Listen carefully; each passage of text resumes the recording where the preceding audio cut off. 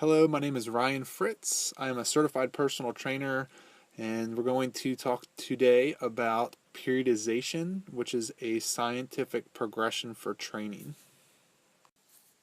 So, an overview, we're going to talk about the purpose of periodization or scientific training progressions. We will go into kind of annual plans, the different cycles or phases or subphases that make up an annual plan. I want to talk about supercompensation or peaking, or also known as overreaching. Again, I want to discuss or have you think about overtraining and undertraining. And then last but not least is rest and recovery. These are all kind of key factors that go into scientific progression, or also known as periodization. The purpose of periodization is basically to increase efficiency, increase or improve performance, and decrease or prevent injury. Basically, you're trying to use a scientific progression or long-term plan to reach a goal without getting hurt. So we want to kind of keep that in mind.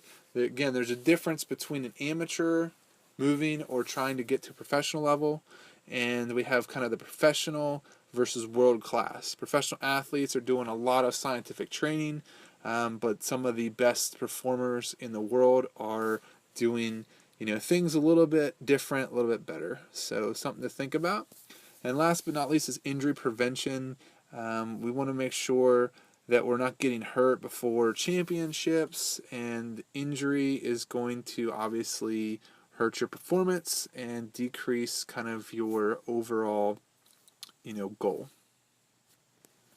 Some other things to consider are volume, time, duration, intensity, rest, recovery, and adaptation. Those are all significant things, and that is, again, the difference between being maybe professional and world class, or being a good collegiate athlete versus a all-American athlete. So we will look at those topics as well.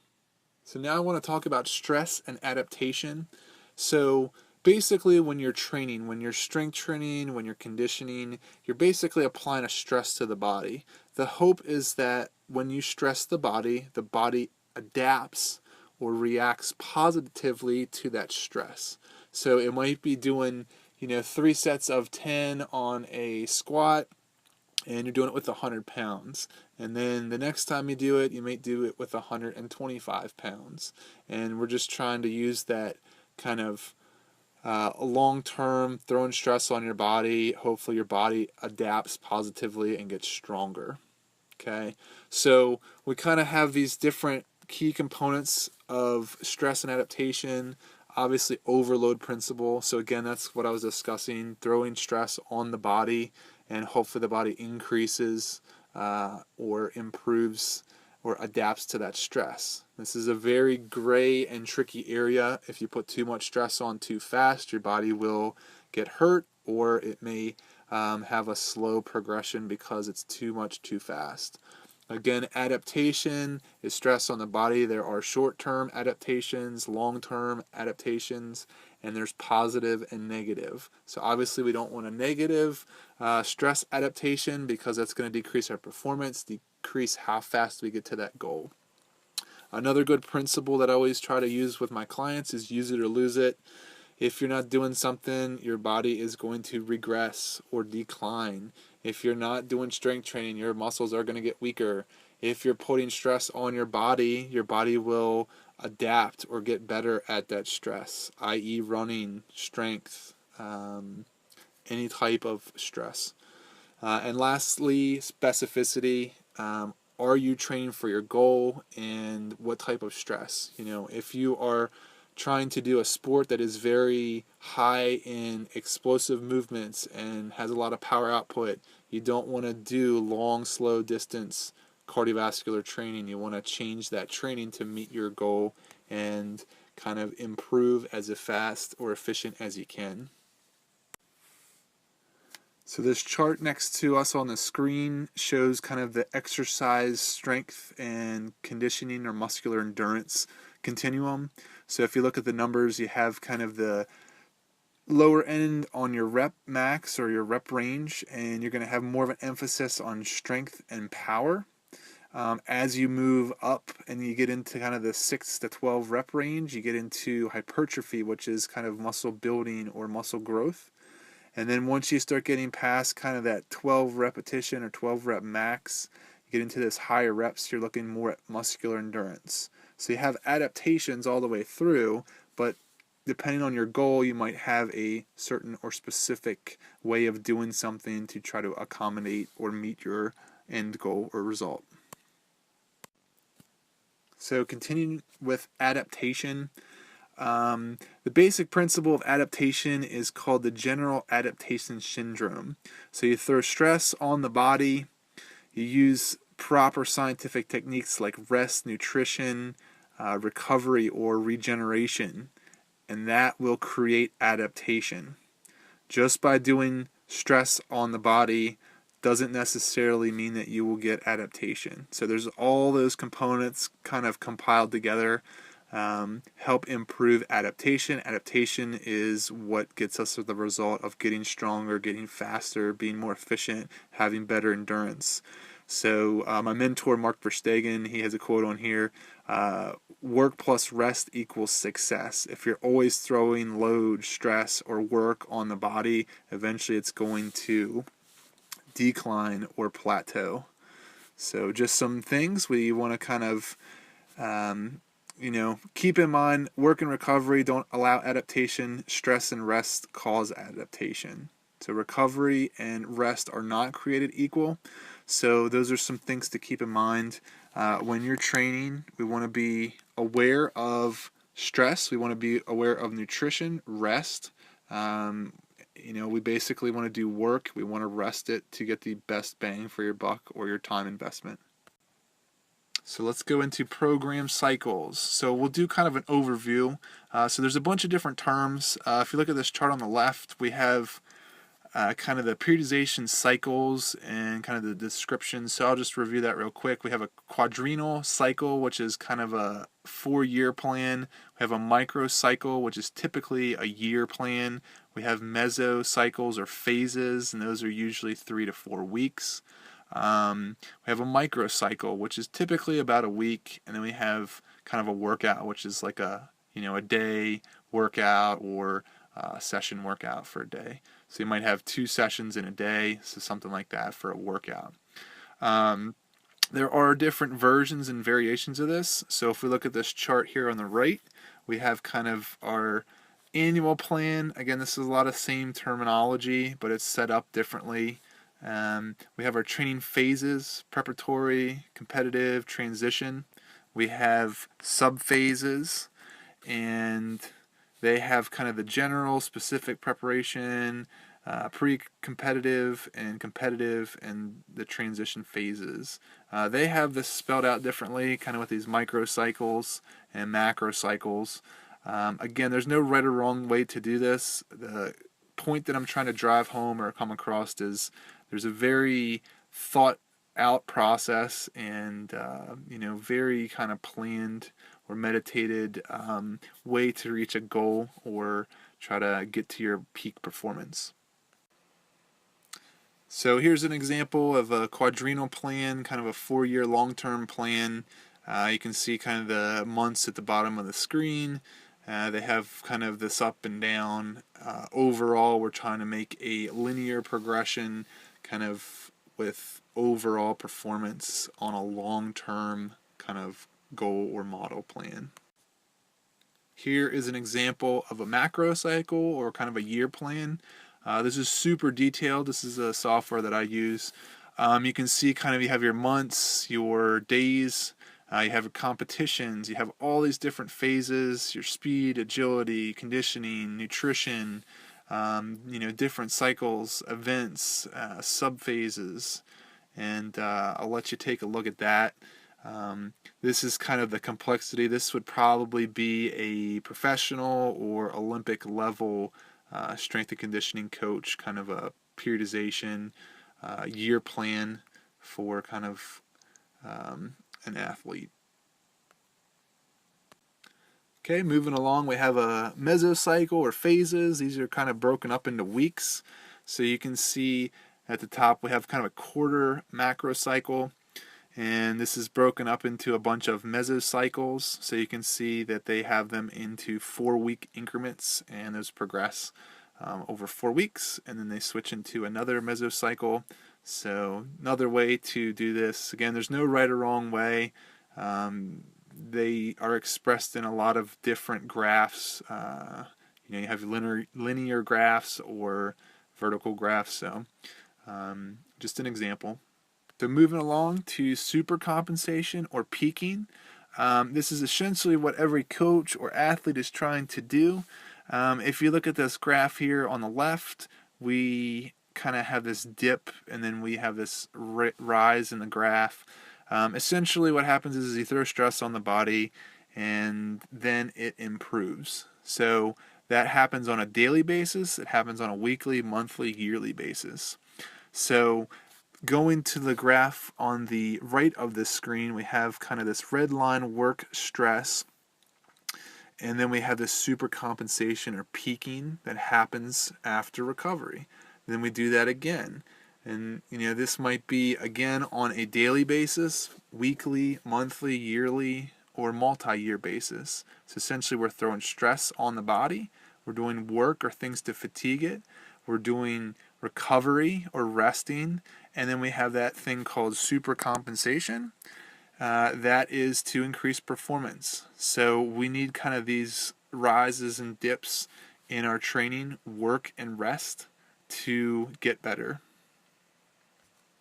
and to prevent against overtraining, injury, or decrease in performance or power output. So periodization, we have kind of loading and unloading. This is a huge importance. As you can see on this graph that we show, we have volume and we have time as our y and x axis. All these little dips and valleys, we have our supercompensation, overreaching, or peaking, and then we have our rest recoveries. So we're going through and we're improving over time. We're increasing stress, and we're also allowing our body to adapt. We then use a deload, rest, or kind of a reset phase, whatever you want to call it. And we start back up that trend of these little supercompensations, overreaching, or kind of peaking phases. If you kind of go through and you try to keep increasing, which is what most kind of amateur level athletes and coaches are doing, you have a basically a plateau phase, or you have a decrease in performance. So big things we want to kind of look at, or the reason for doing this, is we want to talk about unloading, recovery, and rest. So those are the key things that make you get better, keep performing, having better performances and power outputs, decrease in injuries, or keeping you healthy. So again, loading and unloading is very important. It should be done on a weekly basis. It should be done on a monthly basis, a yearly basis. So performance loading and unloading, again, kind of rehashing, we want to throw stress on the body, we want to rest the body. The body will adapt and hopefully get stronger, faster, more efficient. So we do that over time. Again, we're looking to try to unload that to rebuild and progress more. Again, some coaches, some athletes try to do a linear progression, and your body is a very complicated machine. So looking at this graph here, we kind of have this progression, and this yellow line, that is a plateau. So I'm just kind of comparing two athletes. One athlete might try to keep doing a little bit more. They might do a mile each week, or they might do 10 pounds on an exercise each week, progressing that over time. One athlete might take a week off. The other athlete might continue to try to do that. They may plateau and be stuck at the same intensity. So the purpose of this is just to demonstrate kind of what happens between two people, one person doing a periodized or scientific progression and another athlete or person doing kind of the traditional let's do more, add more. So, again, yellow lines, the plateauing, no periodization. Over time, that person is going to have a decrease in performance. They're going to have overtraining symptoms, and we don't have periodization designed into that. The other person, they take weeks or days off, and they have kind of a really neat game plan, very smart, well planned and thought out game plan, and they slowly progress or increase over time. So this is just a good example of two people kind of doing different approaches to reaching a goal, and this might be the kind of outcome of how they are training. So again, the purpose of this is to show or look at preventing plateauing and decreases in performance. So a major thing that's involved with this increase in stress is recovery. So they work hand in hand. We kind of, have lots of different ways to recover. So I'm going to look at it as kind of a zoomed out or macro or kind of a big picture, and then we're going to look at zoomed in. So on a timetable or schedule, recovery or big picture long term should be you should have a yearly rest period or cycle or phase that you're kind of taking off from your sport or your training or your goal. Again, it should be broken up into smaller kind of recovery phases or sessions in the quarterly, the weekly, and the daily views. Again, this is all to prevent from overtraining, injury, and to maximize kind of the effort that you're putting into your sport, activity, event, whatever your goal is. Then we want to zoom in to kind of the micro level or kind of real specific. We want to look at kind of the day-to-day thing. We want to look at rest intervals in between your sets. Those are going to have different impacts on how your body adapts. If you look at the graph on the lower right-hand corner, table 18.12, you have rest intervals in between your sets. So these are strength kind of related. This has to do with energy systems, ATP, creatine phosphate, glycolysis, and the Krebs cycle. So strength, you're going to have a longer rest in between to try to get your ATP stores to replenish and recovery. If you're trying to build muscle or hypertrophy, you're going to have 30 seconds to a minute and a half or 90 seconds as a recovery in between your sets. That is to kind of reach certain goals. That's again looking at certain hormonal responses, and then muscular endurance is going to be less than 30 seconds rest intervals. So we get into kind of the hydration, electrolytes, nutrition are all day-to-day importance or things to be thinking about. For hydration, we have this kind of P chart here. That is a good kind of thing to look at when you're training. If your pee or urine is really yellow or dark, that means your body is very dehydrated. So you might want to add some electrolytes and some water into your body. Another thing that is huge is sleep. Rest, obviously, that's when all our muscles and body repairs itself. So less sleep is going to decrease your performance and overall goal and efficiency. Again, the hormones that ties into our rest, our training. Cortisol is a stress hormone. Lots of stress increases cortisol. And again, depending on your goal, what you're trying to accomplish, we can use certain training intensities and time or rest intervals to release HGH, human growth hormone, testosterone, or insulin-like growth factor. So some really neat things that we can kind of throw into a scientific progression to maximize the outcome. So rest is, again, another very important topic, needs to be done. I've talked to tons of people that, do marathons and run long distances, 50 milers, ultra marathons. They tell me they don't rest at all. I don't think that's the smartest approach. long term. That's a very unsustainable kind of approach or goal. So work stress, with rest, we're looking at volume and resting heart rate. Your body is going to basically have trouble with volume, and it's going to respond or show us that by looking at our resting heart rate. So here's kind of an example. I usually stick to a 6-day max session, week. Again, you can have multiple sessions in a day. So, obviously there's a day of rest in there. So if you look at this little chart we got here, we got an easy day, a medium intensity day, a high intensity day. Then we do a recover or an unload. We go back to an easy day, and then we ramp back up. And then on our 7th day, we take off and rest.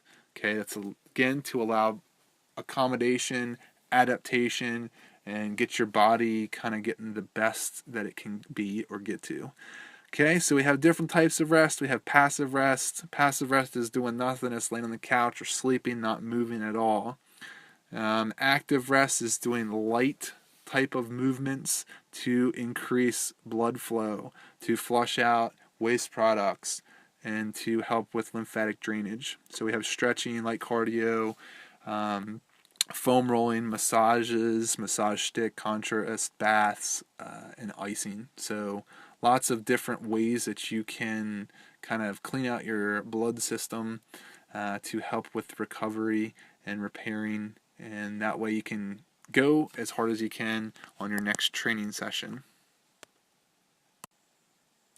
Here is an example of a conditioning annual plan. This is basically a macro cycle for the year.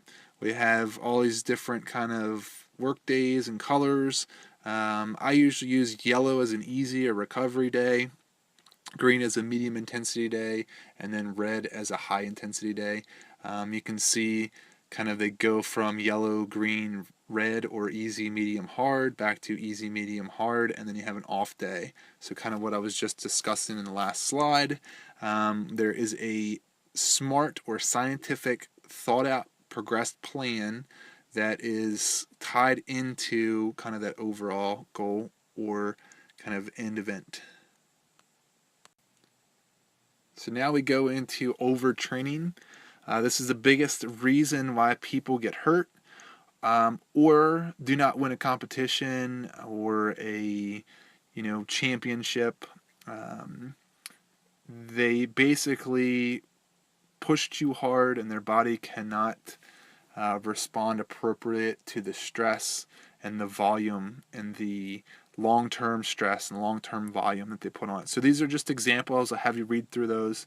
The ones that are highlighted are things that I use as key indicators. So muscle soreness, drop in performance. Again, looking at kind of power with that. People getting sick, immunity is big. All these are very, very important. The biggest one that I look at is resting heart rate. So if there is a 8 to 10 beat increase in resting heart rate, that tells me that the body is not adapting. That is a non-biased or an objective view data point that allows or tells us that our body is trying to repair itself. And then, lastly, kind of decrease in training intensity. So you're not able to do as many reps or sets. Your mileage starts to decrease. So different examples, some things to think about. So this next slide, the overtraining kind of continued. I highly recommend, data collection. We have all these neat little bio kind of feedback tools, heart rate monitors, tracking devices. Use that to your advantage. You can analyze those. I'll go into that more in a little bit. We're also, concerned with cortisol levels or stress, that's going to drive cortisol levels. Professional Olympic athletes might be using blood work to track or monitor that. So again, this is the reason for us putting these cycles and kind of having science behind what we're doing. One thing that helps with overtraining is regeneration, sleep, resting heart rate. Okay, again, looking at that. There should be kind of rest and recovery built in to your weeks, to your months, to your year plans. Lastly, the rest and recovery. We kind of have this whole scale. We should be getting 8 to 10 hours of sleep per night. You should be taking off 1 day a week to allow your body to rest, recover, and adapt. We want to look at a monthly kind of recovery or weekly rest recovery phase, and then every quarter there should be a couple times where you're taking off, resting or recovering, and then kind of on that yearly scale. So kind of long term, looking on all those little things to maximize performance. Okay, here is an example of a hockey player. And we have some kind of data points, so I'll let you read these. First day before training camp, their VO2 at anaerobic threshold was 27. Their VO2 at peak for that testing day was 43 milliliters per kilogram per minute. They had a 2-minute recovery heart rate of 146 beats per minute, and their power output, or watts, was 440. And we went back and tested this same person after 4 months. They were into their season. Their VO2 at anaerobic threshold went up to 38 milliliters per kilogram. Their VO2 peak went up 2 milliliters. Their 2-minute heart rate recovery went down, which is good. We want them to be more efficient and getting better.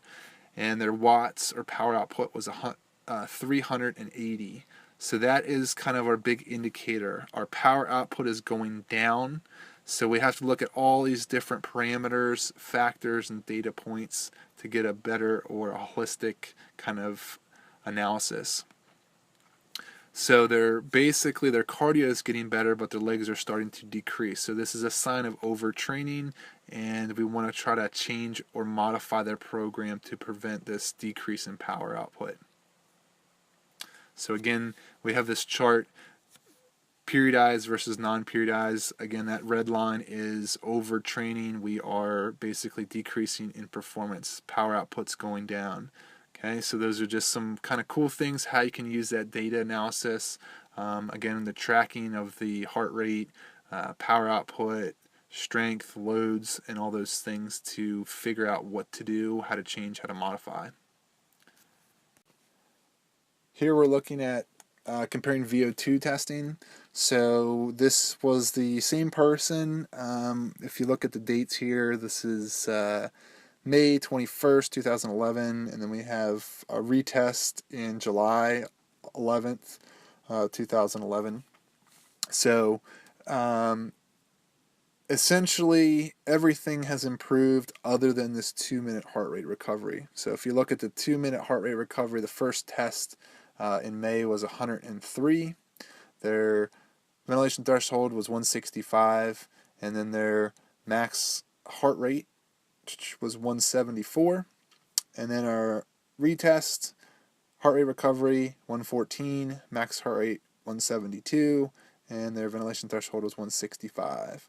So everything is pretty close and similar except for this 2-minute heart rate recovery. So here's kind of a graph and more kind of comparison on the same person or subject.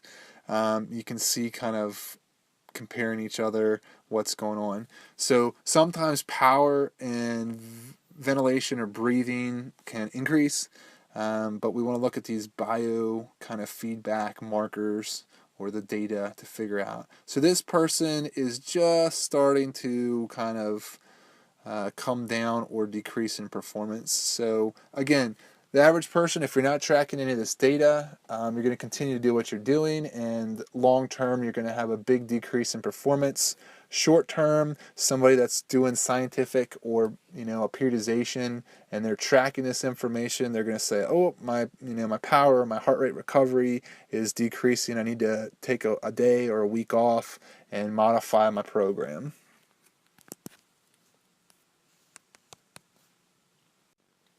So continuing our overtraining, this is just a cool little graphic of kind of what happens inside your body. So this is just a person training, and they get a little dehydrated in their session or their workout or the game. We have repetitive movements that slowly kind of has an impact on performance. Over time, that decreases range of motion, and the person tries to push through that, and then we kind of have maybe we have an injury as a result of that creates a lack of performance, and this might affect a person's mood or kind of views. And we kind of have this big cycle that goes through. So hydration is important, range of motion is important, scientific progression, resting, recovery, doing things at the right time, knowing when to pull back the reins, knowing when to push hard are all important when we're talking about periodization and scientific progression.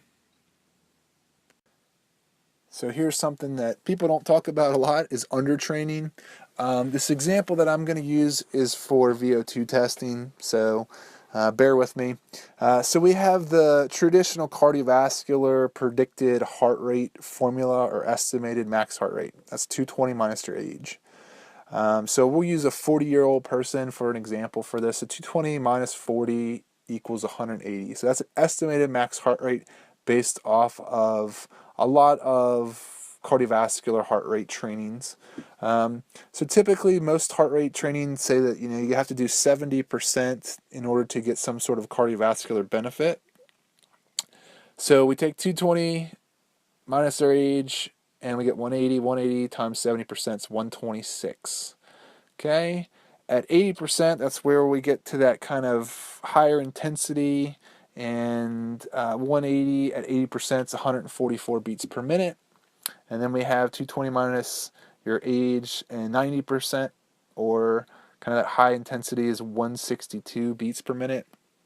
Okay, so these are all predicted formulas. So this is a test of an actual person who was 40 years old. Their actual test, they got to 181 beats per minute. So in theory, they went above what their max heart rate should be. Their cardio zone was 152 or 70%, plus or minus was 152 beats per minute. So that is, roughly 27 beats more than the predicted formula. Anaerobic zone 80 plus percent, 179 versus 144. So that's huge. And then we have our peak heart rate zones. Again, these are actual kind of VO2 datas. They're basically training effectiveness, or kind of that 90 percentile should be at 184. So that's 22 beats higher than what the estimated formula is. So I see this all the time. People go on the internet and find information, 220 minus your age, and they train these zones. And they're way under training, and we should have some sort of an idea based off of our physiology what our kind of individual peak performance is. So highly recommend doing a VO2 test, also doing kind of some strength testing.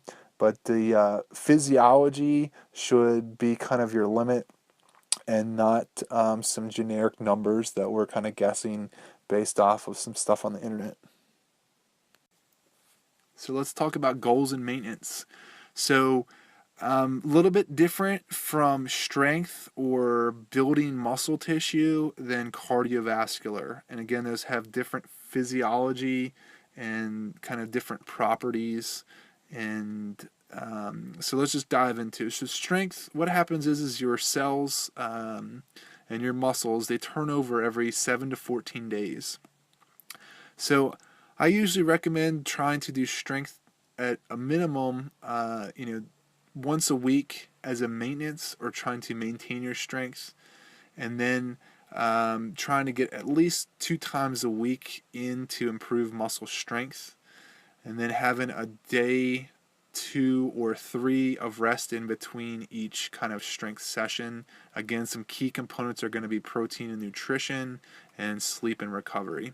So if you look at kind of the long-term, depending on how fast you want to get stronger, I would say 1 to 3 days per week with rest or recovery day in between each training strength session. Again, this is different for conditioning. Conditioning is more of a mitochondria or oxidative property. So your body can usually sustain 2 to 3 days. After that, you start having decreases in performance. So as a minimum or a maintenance phase, you want to have one session a week where you're at 90% max heart rate or above. You want to have one session per week where you're training 80 to 90% of max heart rate, and then you want to have one minimum session per week at 70 to 80% of max heart rate. Again, if you're trying to maximize that, you might have 2 of those 90% effort training sessions, 2 of the 80 to 90% training sessions, and 2 of the 70 to 80. So you can see the difference on these charts below. You kind of have 3 sessions per week, and then you have your 6 sessions per week. So depending on maintenance or, trying to get to your goal as fast as possible, that's going to determine what you do. You should have, again, rest recoveries, and there should be some sort of a scientific planned out process with these. Okay, let's talk about volume versus intensity. Volume is basically 3 sets of 10 on a strength exercise. You would add another set, so 4 sets of 10. Add another set, 5 sets of 10. So that's volume. Intensity is working at maybe 90% of max heart rate. So that's the difference between volume and an intensity. Volume does not make you faster or stronger. This is a presentation I did for some triathletes and some Ironmen and women.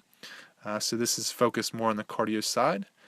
Volume does not make you faster or stronger. Speed is what makes you faster or stronger. If you train slow, you go slow. If you train with heavy strength, you get stronger. If you train with no strength, then you get weaker. Volume is a killer. This is the difference between an amateur and a professional athlete, or a professional athlete and an Olympic level athlete, or world class level. So for, again, conditioning example, are you training, or are you running, biking, swimming, jogging? Are those junk miles or focus miles? There's a million ways to skin a cat. You can, again, you can run a mile 700 or a million different ways. So you can run, 16 100-meter dashes. You can do 4 400-meter dashes. You can do 1 1600-meter dash. So there's a lot of ways to train and kind of prepare for that goal. As a strength, again, junk miles or junk training versus focus training. Strength, I know a lot of people, they'll do 3 or 4 warm-up sets before they get to their working set. Basically, this is just adding more volume, and it's putting more stress on your joints, more stress on your bodies. So be smart about what you do and how you do it. You don't need to overdo it, as long as you're smart and you have really, really kind of thought out process on what you're doing and how you're trying to meet your goal. Okay, too much stress may or may not allow the body to recover. So that's the big thing with volume. Lots of volume might not recover. Then you go and push again, and you have lots of volume, and the body doesn't recover. You push again. Over time, you're going to have a plateau or decrease in performance, strength, or endurance. Okay, so again, all those things are important. As intensity goes, again, intensity, if you think in the weight room, intensity might be a 100-pound dumbbell versus a 5-pound dumbbell. Or on the track or in endurance racing, intensity might be, a certain speed or pace versus distance. So intensity would be, sprint versus the distance, which would be volume. So these are just some examples, and again, trying to think about what we're doing. More does not always do better. Okay, plateauing, decrease in performance. So to review kind of periodization tips, we want to have a reversed engineered plan. So we take a goal or kind of an end date and we work back from there. We set up our recovery weeks, our recovery days, and we have kind of some sort of a scientific or well thought out plan or progression. Again, we're trying to increase intensity with rest and recovery. We're looking at kind of those annual or the yearly cycles, the monthly, weekly, quarterly cycles, and then we're looking at the kind of the daily or the weekly cycles. So, again, rest and recovery are okay.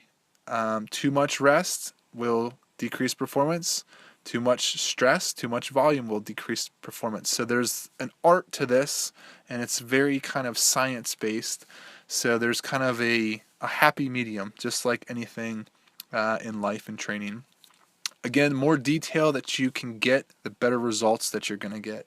If you have all of your calories, your mileage, your heart rate, your distances, your strength loads, your sets, if all that stuff is trackable and you can analyze it and you can make good decisions or smart decisions off of that information, you're going to get awesome results and you will continue to get better and improve your performance. So again, this brings us to the data collection. Use these tools and the technologies we have to track your heart rate, to track your GPS, your distance, and your power output, and make smart decisions on modifying to do better with those. Again, more is not always better. So again, there's no right or wrong way to do something. There's just safe and unsafe. Again, the objective is to try to get to a goal as fast and as safe as possible. So hopefully this periodization is a scientific and a very efficient way for you to reach your goal without getting hurt. So this brings me to my kind of final follow-up point. Science of Cardio is kind of my company. We do remote training programming. Essentially what we do is we meet with a client or athlete. We do some testing or assessments. We do body weight, composition, postural screening, range of motion assessments. We do strength and VO2 or cardiovascular tests.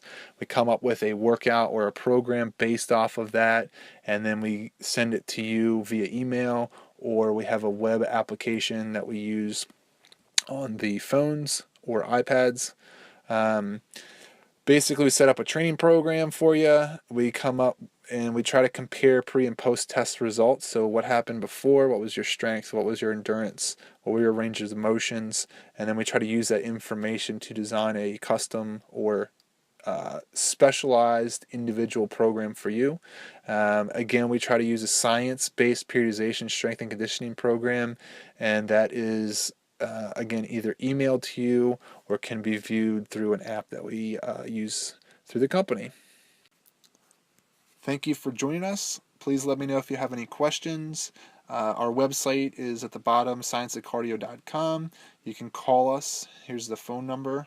Also, you can email me. My email address is rfritz@scienceofcardio.